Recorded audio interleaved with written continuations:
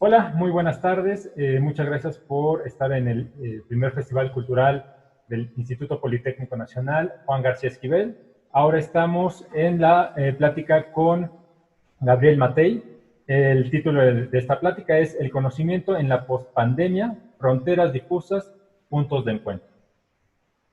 Gabriel Matei nació en Santiago de Chile, es compositor, es ingeniero civil y magíster en gestión cultural, profesor de la Universidad de Chile.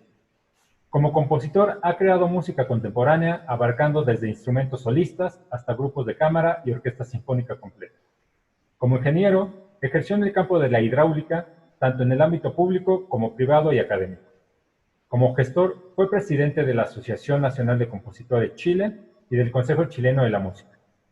También fue coordinador del Magíster en Gestión Cultural de la Universidad de Chile y entre sus escritos, el año 2010, publicó su libro Modelo de Gestión Cultural para Unidades Territoriales de Chile, de carácter técnico. Posteriormente, en el 2015, publicó su libro ¿Cuál es tu sur?, de carácter político-cultural. Muchas gracias, Gabriel, y te dejamos con la audiencia. Gracias a ti, José Luis. En primer lugar, un gran saludo a todas las personas que están participando de este festival y también quiero agradecer, ¿no es cierto?, y felicitar ya a al equipo organizador de este festival. Creo que es algo muy importante, sobre todo ahora en los tiempos que estamos viviendo, digamos, en que necesitamos un poquito reflexionar, necesitamos repensar un poco la cultura, lo que hemos construido en estos tiempos, digamos, en estos últimos siglos, ya como cultura occidental, porque esta pandemia nos ha golpeado fuerte. Entonces, desde ese punto de vista, tal como lo decía José Luis, yo preparé una ponencia, digamos, una plática, como ustedes lo llaman, y partiendo un poco de la realidad, digamos, de la pandemia. Entonces, un poco mi intención es repensar el conocimiento, ¿ya? O más bien anticiparnos un poquito a cómo deberíamos empezar a construir un nuevo conocimiento post pandemia.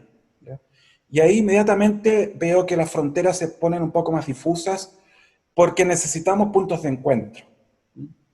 Creo que uno de los grandes problemas que tuvimos en el siglo XX fue la especialización, la fragmentación del conocimiento que al final nos hizo caer en una trampa, en el sentido de que caímos en la interignorancia.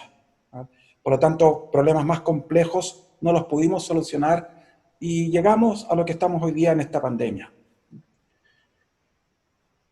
Entonces, claro, si uno hace un balance hacia el pasado, y hablemos de los milenios, desde Pitágoras, si ustedes quieren, hasta hoy día, ya la cultura occidental que se fue construyendo poco a poco, ¿cómo nos fue?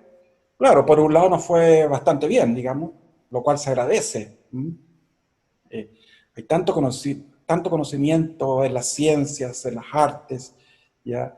En las humanidades, en la filosofía, tanta belleza, no sé, hay mucho que agradecer. Pero por otra parte, ¿no es cierto?, nos fue bastante mal, lo cual lo lamentamos. Y es por lo que yo les decía, porque nos fragmentamos el conocimiento, entonces caímos en esta trampa de la interignorancia. Y desde ese punto de vista yo creo que fuimos bastante soberbios. E incluso, les digo, fuimos demasiado ingenuos. ¿Ya? Creíamos que estábamos descubriendo la verdad poco menos y nos dimos cuenta que estábamos demasiado frágiles, porque en 2, 3 semanas se cayó el sistema, se cayó el mercado. ¿Ya? Creíamos que estábamos controlándolo todo y al final estábamos controlando bastante poco. ¿Ya? Entonces, claro, eso es porque estábamos cada uno en la parcela, ¿no es cierto?, de su propia especialización, de su propio conocimiento, ignorando los otros conocimientos, y eso justamente es lo que necesitamos remediar si pensamos en el futuro, ¿no es cierto?, que se nos viene ahora post pandemia. Entonces, bueno, ¿qué podríamos entender por conocimiento? Yo le podría decir que el conocimiento en términos simples es un recurso humano que nos permite conectarnos con la realidad, ¿ya? O si ustedes quieren ser más precisos, nos permite conectarnos con representaciones de la realidad. Desde ese punto de vista, el conocimiento se construye a partir de un determinado lenguaje, ¿ya? Y cada disciplina tiene su propio lenguaje, ¿ya? Asimismo, cada lenguaje tiene sus propios códigos. y tiene sus límites, ¿ya? Entonces es muy importante asumir eso, que hay muchas disciplinas en nuestro planeta que conviven, pero cada cual tiene sus códigos y tiene sus límites, ¿ya? Y eso obviamente nos limita. Esto me recuerda, por ejemplo, a la Torre de Babel, ¿ya? Este relato bíblico que justamente castiga a la población y los condena a vivir separados, cada uno en su fragmento, en su burbuja, atrapados por el lenguaje, ¿ya? Por la lengua. Hoy día, o en el siglo XX, podríamos decir algo parecido. Nos fuimos quedando atrapados en las especializaciones y fuimos perdiendo, ¿no es cierto?, una visión del conjunto, una visión más holística del planeta, más integral, como para poder irnos preparando para resolver aquellos problemas más complejos, como los que tenemos ahora con la pandemia. Entonces, esto es algo que es pasado y que deberíamos tratar de superar hacia el futuro. Entonces, algunas reflexiones hacia el futuro, ¿ya? La primera, ¿no es cierto?, que a mí me cabe mucho decir, es que yo creo que esta pandemia es la primera experiencia humana global, ¿ya? Propiamente humana global. Porque antes habíamos tenido una globalización económica, se hablaba de eso, ¿no es cierto?, del comercio internacional que ya estaba tomando posición en todo el planeta, gracias a Internet, a las redes, etcétera. Pero una globalización netamente humana, donde nosotros en carne y hueso sintiéramos esto global, desde lo más cotidiano en nuestra casa, a veces encerrado en el departamento, esa experiencia de cada uno global es primera vez que la tenemos, ¿ya? Entonces, eso es algo muy importante, porque marca un antes y un después. Obviamente que en la historia después se va a hablar post-pandemia, pre-pandemia. Entonces, en ese sentido, ahora se nos pone por delante dos temas. Uno, que es la salud planetaria, ¿no es cierto? El calentamiento global, el medio ambiente, todo eso que ya lo hemos ido procesando en los últimos 20 años, 30 años. Pero ahora se agrega esto de la salud humana, pero a un nivel global, pensando a la humanidad como un cuerpo, tal como el planeta como un cuerpo, ¿ya? Entonces eso implica nuevos desafíos, nuevas formas de entender el conocimiento, lo cual desde ya nos invita a integrarlo, a integrar el conocimiento, ¿no es cierto? A ir más allá de las fronteras, digamos, de la especialización. Debemos tomar conciencia de que somos súper frágiles, ¿ya? Debemos tomar conciencia que por muy expertos que seamos en una especialización, ¿ya? Tenemos límites, ¿ya? Entonces, en ese sentido yo le decía que la soberbia finalmente pasa a ser ingenua, ¿ya? Es una trampa. Y ahí yo quiero recordar, ¿no es cierto?, a nuestro querido maestro, digamos, a Sócrates, admirado por su actitud humilde, cuando él dijo: solo sé que nada sé. Ahora, si nosotros pensamos en la cultura como algo multidimensional, ¿ya?, vamos a tener el deporte, ¿no es cierto?, el cultivo del cuerpo, la cultura del cuerpo, la economía, cómo administramos, ¿no es cierto?, los recursos, las distintas prácticas y saberes que tenemos en las distintas culturas a nivel popular, ya a nivel de la calle, digamos, de toda la gente. Las artes como algo ya más elaborado, más especializado, la tecnología, ¿cierto?, las humanidades, las ciencias, la gastronomía, etcétera, etcétera. Entonces, claro, si queremos integrar el conocimiento, si queremos integrar la experiencia humana, tenemos que tomar conciencia de que la cultura es multidimensional, ¿ya? En algunos países, y en Chile, por ejemplo, ocurre, la cultura se suele tomar como sinónimo de las artes. Y eso es un error, no corresponde, ¿ya? La cultura es el universo humano en el que vivimos, ¿ya? La cultura articula, integra las distintas manifestaciones y quehaceres humanos, ¿ya? Es cosa de hacer referencia a la UNESCO, justamente en México en 1982, cuando se definió cultura. Ahí ya quedó claro, ¿no es cierto?, se asumió como este concepto más multidimensional. Ahora, en el caso de ahora, de este encuentro, vamos a poner énfasis en este triángulo, ¿no? ¿Cómo vinculamos la tecnología con las artes, con la ciencia? Como un ejercicio, ¿no es cierto?, propio de este festival, digamos. Veamos, por ejemplo, un caso así de la lógica tradicional, ¿no es cierto? ¿Se acuerdan ustedes cuando nosotros teníamos una proposición, ¿ya? Si es verdadera, ¿no es cierto?, y la negamos, pasa a ser falsa. Veamos qué pasa aquí. Esta proposición, esta oración tiene 6 palabras. 1, 2, 3, 4, 5. Falsa, ¿ya? Es falsa. Esta oración efectivamente tiene 5 palabras, entonces es falso. La voy a negar. Si la niego, debería resultar, ¿no es cierto?, verdadera. Esta oración no tiene 6 palabras. 1, 2, 3, 4, 5, 6. También es falsa. Ahí se nos cayó la lógica, ¿ya? Esto es un juego.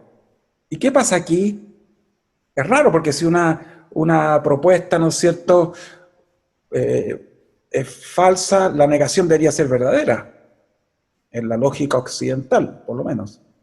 Pero aquí, tanto la afirmación como la negación, ambas son falsas. Entonces aquí yo le diría que estamos mezclando lenguajes. Estamos mezclando el lenguaje verbal con el lenguaje matemático. Y esa mezcla, al ubicarnos en las fronteras, al explorar en las fronteras, empiezan a generarse contradicciones, ¿ya?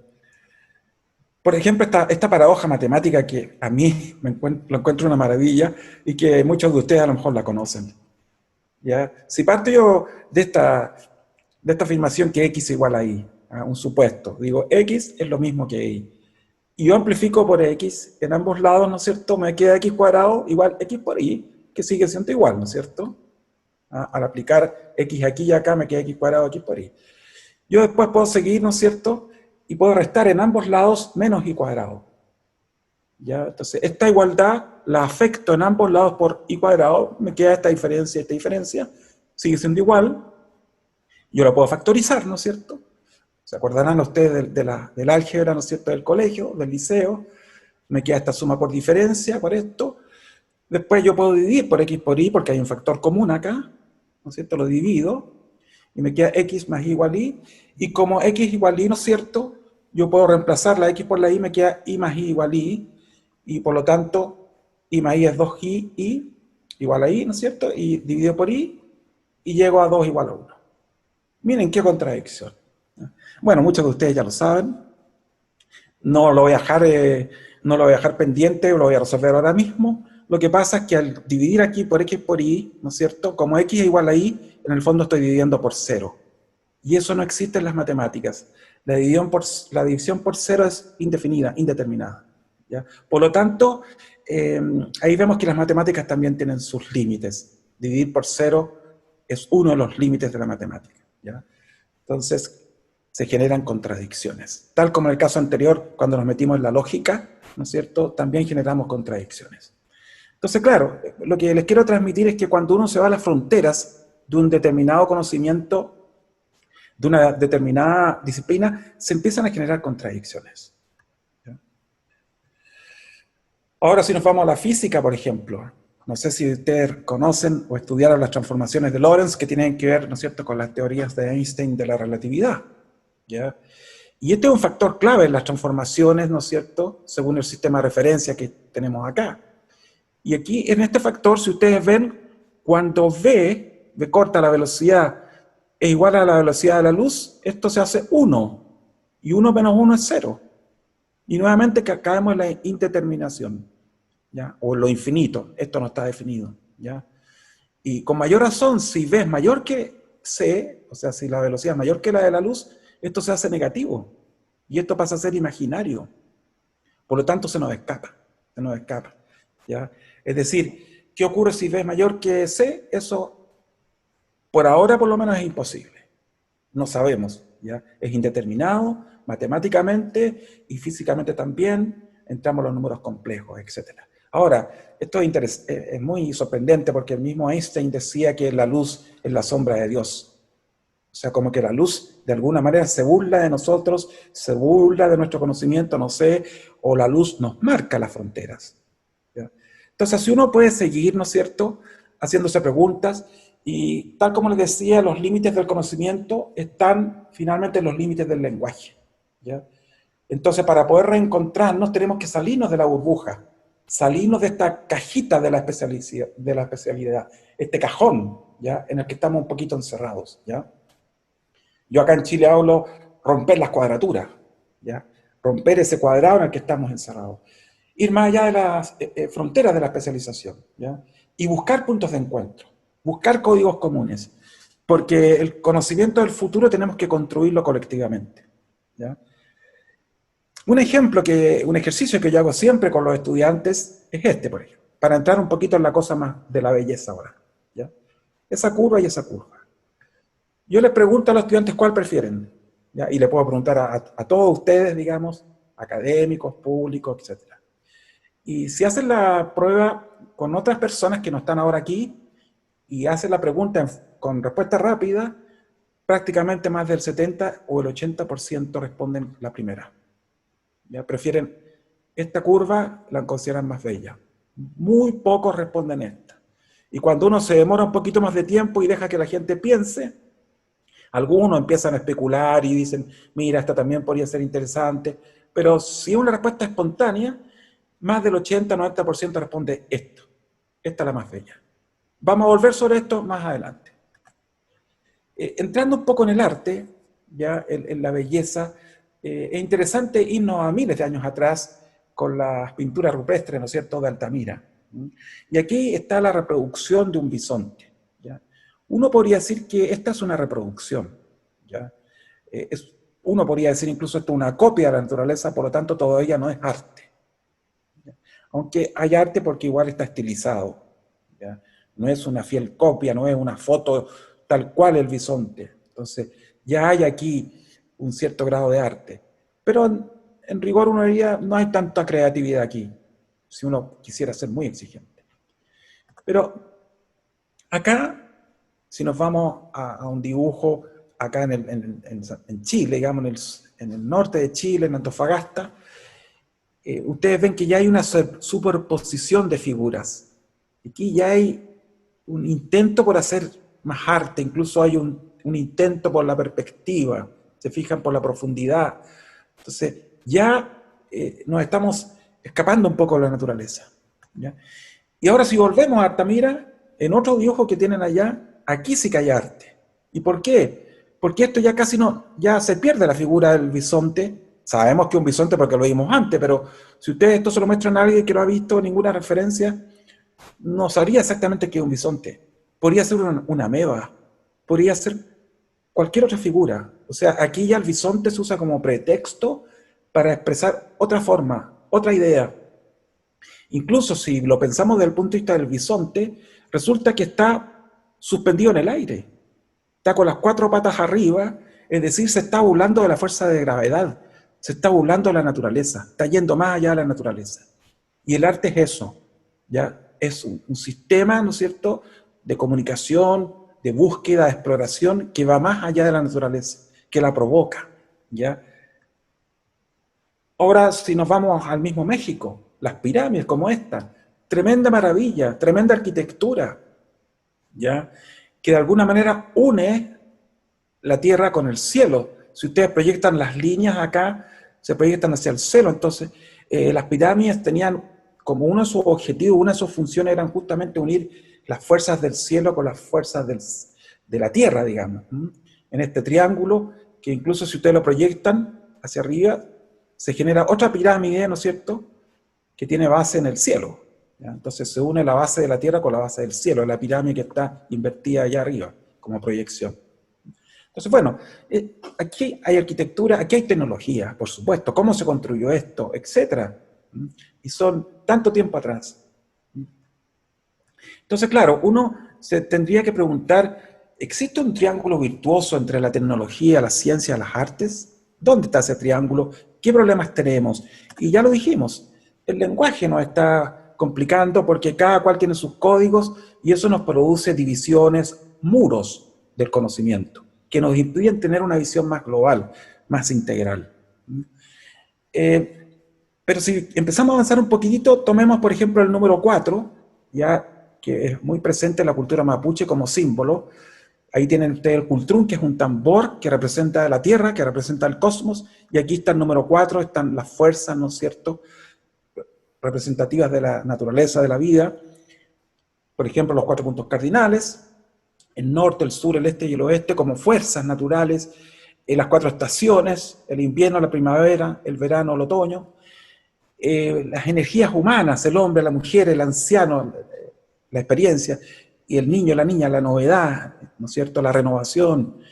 O si nos vamos ya a otras culturas, ¿no es cierto?, de otros planetas, o sea, perdón, de otros continentes, están los 4 elementos: la tierra, el aire, el agua, el fuego. ¿Se fijan? Entonces, el número 4 está muy presente en la naturaleza y es base de la cosmovisión mapuche. Entonces, aquí ustedes ven cómo en un número pasa a tener un significado diferente al que se usa en las matemáticas. Aquí tiene un valor simbólico, ¿ya? Ahora, por ejemplo, esta paradoja, los 4 puntos cardinales son 3, el sur y el norte, ¿ya? Parto de 4, sigo en 3 y llego a 2, ¿ya? Esto es de Vicente Huidobro, un poeta chileno, creacionista, que se burla aquí de las matemáticas. ¿Se fijan? 4, 3, 2. ¿Ya? Está jugando, ¿ya? Nos está provocando de alguna manera. Ahora, esto tiene muchos significados como poesía, ¿ya? Uno de ellos en que uno se puede interpretar es que Chile es un país tan angosto que tiene puro sur y norte. Entonces, él dice, no tenemos este y oeste. No sé, sería una forma de interpretarlo. Pero tiene muchas otras formas. Lo interesante es que él está jugando con el lenguaje, está en el borde entre lo verbal y lo matemático, y genera estas paradojas. O maravillas, por ejemplo, del propio número 4.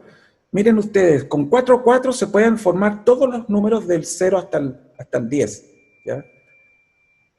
Por ejemplo, 44 menos 44 es 0. 44 dividido por 44 es 1.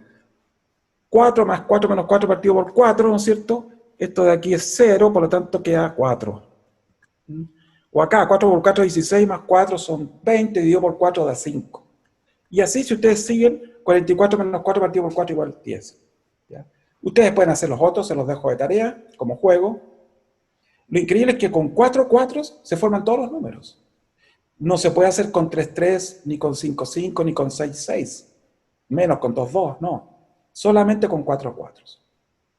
Entonces ahí empezamos a descubrir estos poderes ocultos o estas situaciones medias lúdicas, mágicas, que tienen algunos números que ya escapan de la matemática y empiezan a tomar un sentido estético, un sentido poético, lúdico o mágico, como ustedes quieran llamarlo. O este otro, mire este número, es bastante fome, ¿no es cierto? 1, 2, 3, 4, 5, 6, 7, 8. ¿Ya? ¿Qué número falta aquí? El 9. Pero miren, 1 más 8, 9. 2 más 7, 9. 3 más 6, 9. 4 más 5, 9. Es decir, aquí hay una simetría. ¿Ya? Y esa simetría, ¿no es cierto?, da que la suma de los extremos va dando siempre 9. Y es más, si yo sumo todos estos números, 1 más 2 más 3 más 4 más 5 más 6 más 7 más 8, me da 36. Y si sumo 36, 3 más 6, 9. Es decir, la idea de reducir todo esto, sumando hasta llegar a un solo dígito, me da 9. Es decir, el único número que falta está intrínsecamente, ¿no?, oculto, digamos, al hacer la suma, hasta llegar a un solo dígito. Una sorpresa del 9. Ahora, si miramos la tabla del 9, 1 por 9, 9, ¿no es cierto? 2 por 9, 18, 27, eso ustedes se acuerdan, ¿no es cierto? ¿Ya?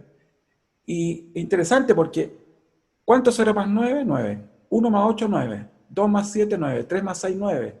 4 más 5, 9. 7 más 2, 9. Todos suman 9. Y miren, 0, 9, 9, 0. 1, 8, 8, 1. 2, 7, 7, 2. 3, 6, 6, 3, etc. ¿Ya? Entonces ahí ustedes ven los secretos del número 9, ¿no es cierto? Y ven estas simetrías que son súper entretenidas, súper interesantes, que las quería mostrar un poco para demostrar que uno puede irse saliendo de las matemáticas, de la aritmética, y puede entrar en otros ámbitos a partir de los mismos números, pero leyéndolos de otra manera. Y así entonces uno empieza a descubrir símbolos o magia, de alguna manera. ¿Ya? Entonces, ojo con la belleza. Número pi, por ejemplo, que ustedes lo deben trabajar mucho en sus estudios, es un número extraordinario, ¿ya? Es un número que tiene infinito, el número después de la coma, ¿ya? Y es un número que sirve para calcular el área, el perímetro, ¿no es cierto?, de la circunferencia y para muchas otras cosas que están presentes en la física.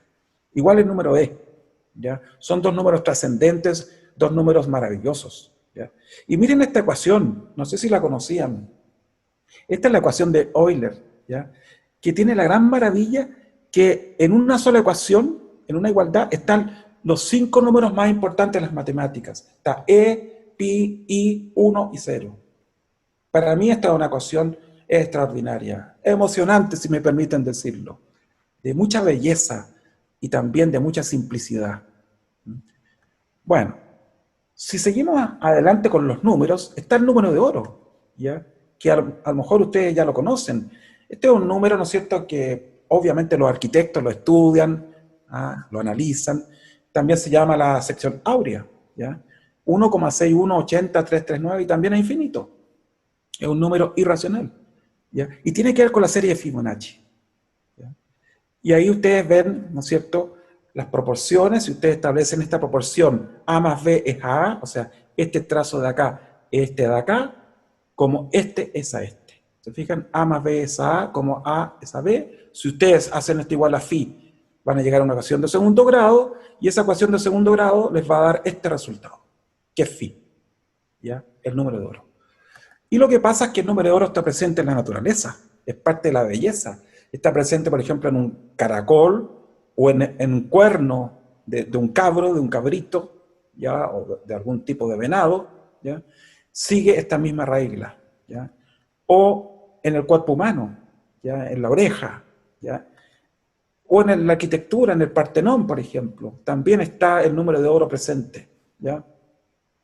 Entonces, en ese sentido, hay ahí un número muy especial que numéricamente, ¿no es cierto?, a través de proporciones nos relaciona la aritmética, si ustedes quieren, con las matemáticas y con la arquitectura y con la belleza, ¿ya? Y con la belleza en la naturaleza, en el cuerpo humano, en muchos animales está presente esto. Ustedes pueden buscar en internet el número de oro y van a encontrar cualquier cantidad de figuras, ¿ya? Ahora, los números arábicos, ¿ya? El 1, el 2, esas eran las formas originales, ¿ya? El 4, por ejemplo, ¿ya? Es muy interesante, ¿ya? Porque, ¿qué significa esto? ¿Ya? Miren, ¿cuántos ángulos hay acá? 1, acá, 2 ángulos, acá, 1, 2, 3, 4. Es decir, el significado de este signo tiene directa relación con el ángulo que contiene, ¿ya? Es muy interesante. Acá hay un ángulo, eso significa 1. Acá hay 2 ángulos, 2. Y así con todos los números, ¿ya? Entonces, esto es muy importante por lo siguiente. Bueno, aquí, el caso del 0 no tiene ángulos, ¿ya? Entonces, por eso es la forma del 0. Pero lo interesante es que aquí hay una relación entre forma y contenido, ¿ya? Y eso es clave en las artes y es clave, ¿no es cierto?, en muchos aspectos del conocimiento, ¿ya? Cómo se relaciona la forma con el contenido. Y este es un ejemplo muy concreto, ¿no es cierto?, de cómo ocurre eso, ¿ya? Ahora, a propósito, los fractales, ahí tienen ustedes también una relación de forma-contenido. Por ejemplo, acá, si ustedes ven, lo más chiquitito, lo más pequeño, es un triángulo. Y acá hay otro triángulo. Y acá hay otro triángulo. ¿Se fijan? Voy creciendo y otro triángulo. Y al final es otro triángulo. Entonces aquí hay una relación directa entre forma y contenido, ¿ya? El contenido es lo mismo que la forma, se confunden, ¿ya? O sea, las estructuras se multiplican, ¿ya? ¿Qué es lo que pasa con un fractal? Se va multiplicando a sí mismo. Acá tienen otro ejemplo de fractal. También pueden encontrar muchas imágenes en internet sobre fractales que son maravillosas, y la esencia de un fractal es que la estructura se va autoalimentando, reproduciendo a sí misma. Entonces se establece esa relación forma-contenido. Ahora, si seguimos adelante, este cuadro famoso, ¿no es cierto?, de Magritte, ¿no es cierto?, pregunta si es, y dice, perdón, esto no es una pipa. Y claro que no es una pipa. Lo decíamos al principio. Esto es la representación de una pipa, ¿ya? Entonces, en ese sentido, este cuadro es muy simbólico porque en el fondo nos enseña lo que es el modelo matemático, por ejemplo, que antiguamente se hablaba de formas o de leyes absolutas en las matemáticas, y después nos dimos cuenta que no, que son modelos que representan la realidad, no son la realidad, son modelos. Igual, esta no es una pipa, es una representación de una pipa. ¿Ya? Entonces, en ese sentido, ya hemos avanzado un poco y nos podemos dar cuenta que la tecnología con las artes se relacionan a través de la estética, del diseño. ¿Ya? Acá las artes con las ciencias se pueden relacionar también a través de la estética y la ciencia ficción. ¿Ya? Entonces, finalmente la ciencia y la tecnología, bueno, a través del lenguaje verbal matemático. La ciencia ficción, creo que lo cito más adelante, está, por ejemplo, El mundo feliz de Huxley, ¿ya? De 1932. Y él, 30, 40, 50, más, 90 años, se anticipa a la ciencia. Entonces las artes, desde la ciencia ficción, para poner un ejemplo muy concreto, se anticipa, va más allá de las leyes conocidas. ¿Ya? La ciencia ficción, por ejemplo, permite ir más allá de la velocidad de la luz, o permite retroceder en el tiempo. Entonces, el arte se anticipa a descubrimientos que la ciencia hace 30, 40 o 100 años después. ¿Ya? Entonces, está este triángulo virtuoso que nos anima, que nos permite ampliar nuestros conocimientos, y en el caso de la arte y la tecnología, con el diseño, ya lo veíamos recién, ¿no es cierto?, con el número de Fibonacci, con el número de oro. Entonces, relaciones con la naturaleza, podemos decir, la tecnología crea mundos artificiales a partir de las leyes naturales. Se hace preguntas y busca respuestas. La ciencia es un poco parecido, pero la ciencia explora, penetra en la naturaleza, descubre sus leyes y crea modelos que las representan, tal como lo decía recién. Se hace preguntas y busca respuestas. ¿Ya? Entonces ahí tenemos, por ejemplo, dos modelos famosos, paradigmáticos, ya que revolucionario en la filosofía. Y ahí ven cómo la ciencia revoluciona la filosofía, cómo la ciencia traspasa los límites del lenguaje matemático y pasa a la lógica de la filosofía, al lenguaje verbal.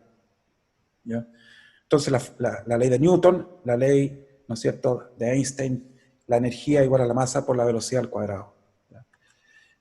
Entonces, en ese sentido, ¿no es cierto?, las artes crean nuevas realidades, va más allá de la naturaleza y sus leyes, puede ir más allá de la fuerza de gravedad, como veíamos, puede ir más allá, ¿no es cierto?, de la velocidad de la luz, puede retroceder en el tiempo. Nos invitan las artes a abrir nuestra mente, nos provocan, nos seducen. ¿Ya? Por ejemplo, este cuadro famoso, ¿no es cierto?, de Escher, una cascada. Ya ustedes ven aquí una cascada, ¿no es cierto? Cae el agua, y sigue cayendo acá, sigue bajando, baja, sigue bajando, pero miren, ya estoy arriba, estoy nuevamente arriba. Algo que se suponía que bajaba, de repente empieza a subir, no sé en qué parte, en qué momento.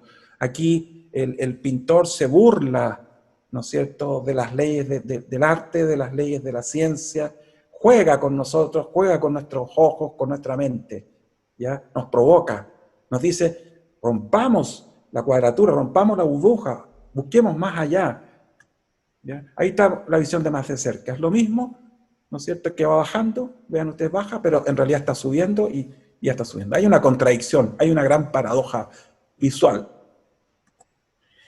Y a propósito, perdón, de esta paradoja, en el fondo aquí también Escher se está burlando de la fuerza de gravedad. O sea, las leyes de la hidráulica aquí son burladas. ¿Ya? El agua baja o sube, hay fuerza de gravedad o no la hay.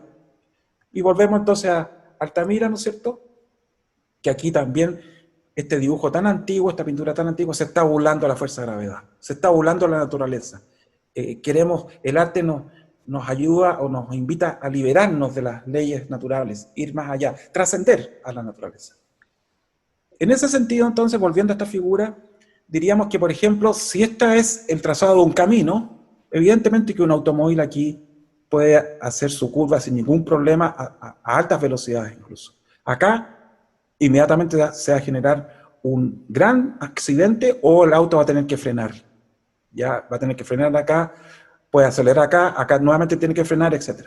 Entonces, esto tiende al fluir, tiende a permitir el flujo natural. Esto podría ser también, por ejemplo, la trayectoria vista en planta de un canal o de un río, ¿ya? O puede ser el techo de una estructura metálica, de un gran gimnasio, ¿ya?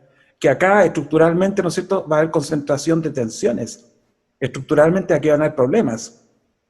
Acá las tensiones se distribuyen muy bien, ¿ya? Por lo tanto, funciona excelentemente bien desde el punto de vista estructural.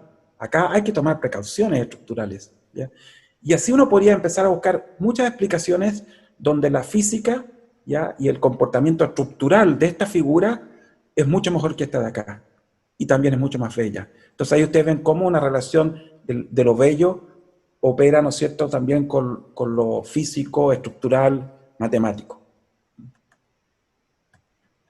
Entonces, siguiendo con reflexiones, ¿no es cierto?, la tecnología actual se desarrolla a partir de las ciencias, eso lo sabemos, de la experiencia y de las expectativas. O sea, incluso ya queremos ir a Marte, entonces las ciencias están, ¿no es cierto?, creando expectativas y vamos a ir a Marte, parece, el 2030, el 2040, y eso también es una cuestión política, esto de la nueva competencia, ¿no es cierto?, ya espacial, entre los países que quieren ser más potencia, etcétera, etcétera, ¿ya?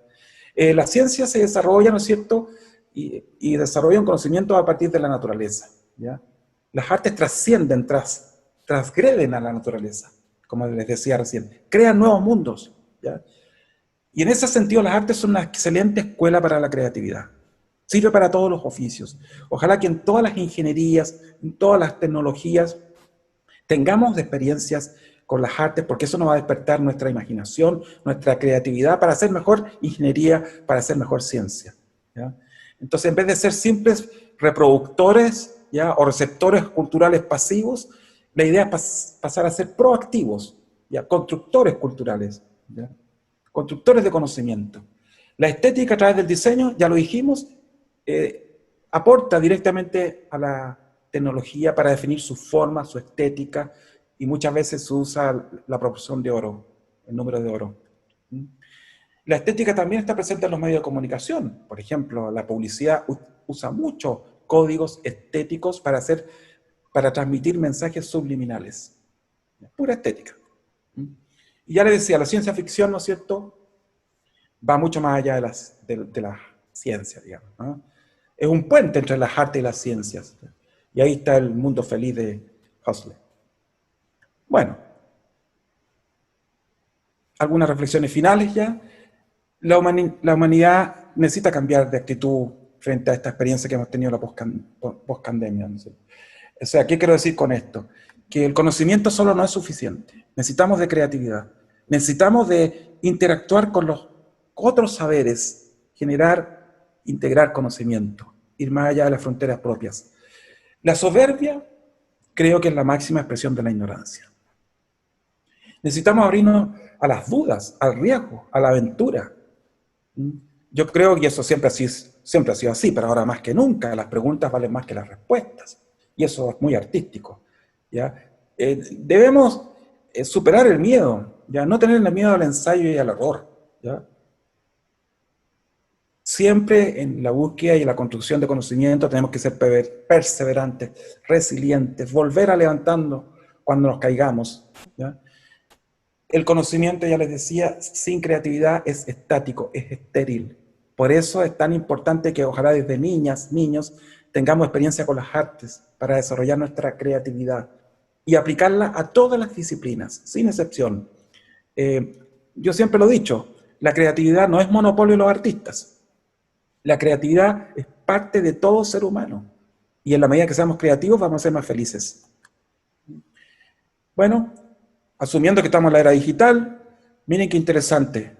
¿Conocen esto? Esto es un quipus, ¿ya? Que sería uno de los primeros computadores o disco duro que almacenaban información a través de cordeles, colores y nudos, ¿ya?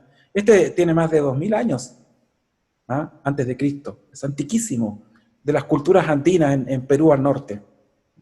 Entonces, si uno tuviera que hacer una historia de los computadores en América o en Latinoamérica, habría que partir mencionando estos quipus u otros tipos de sistemas que habían muy antiguos, que también almacenaban información.